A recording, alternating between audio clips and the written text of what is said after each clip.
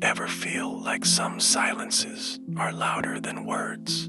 I heard a story once that really stuck with me. A story about two brothers, Liam and Sean. They were thick as thieves growing up, inseparable. But as life tends to do, it drove a wedge between them. A disagreement, a stupid argument that neither could remember the start of, had festered into years of stubborn, prideful silence. The silence stretched on, building a wall, brick by silent brick.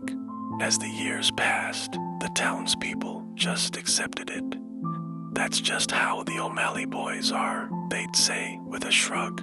But underneath the surface, a current of regret flowed, a quiet ache that neither would ever admit to. Their mother, before she passed, had always told them, "Blood is thicker than water, boys. Don't you ever forget it." But they had, or at least they pretended to. One year, autumn arrived with a particularly sharp bite. The leaves turned from gold to rust almost overnight, and a biting wind swept down from the hills, promising a brutal winter.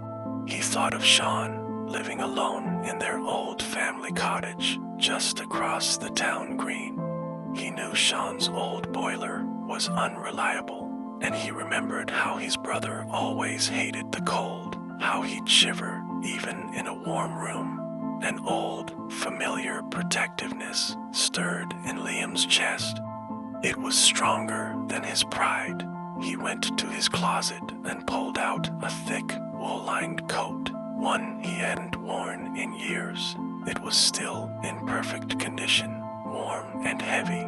Under the dim light of his porch, he walked across the frosty green, the crunch of frozen grass, loud in the stillness of the night.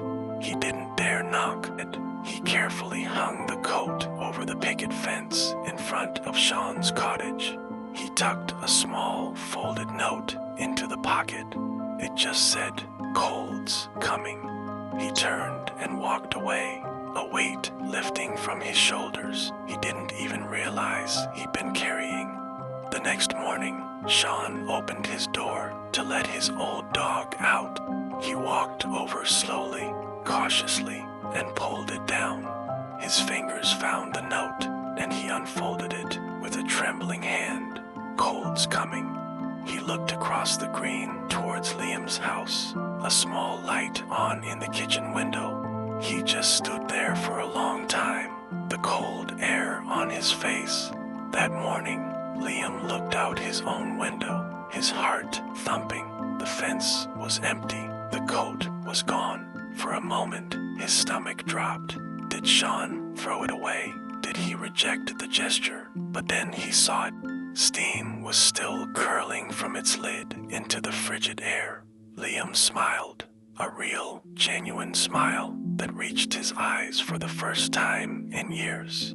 He knew, without a doubt, that it was filled with his brother S. famous potato leek, Supta, only thing that could ever warm him up on a cold day. No words were exchanged, but something had changed.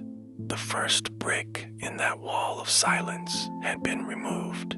It was just a coat and a thermos of soup, but in the silent language they had spoken for so long, it was everything. It was an apology. It was forgiveness. It was a promise that even after years of frost, some bonds are strong enough to keep the warmth in.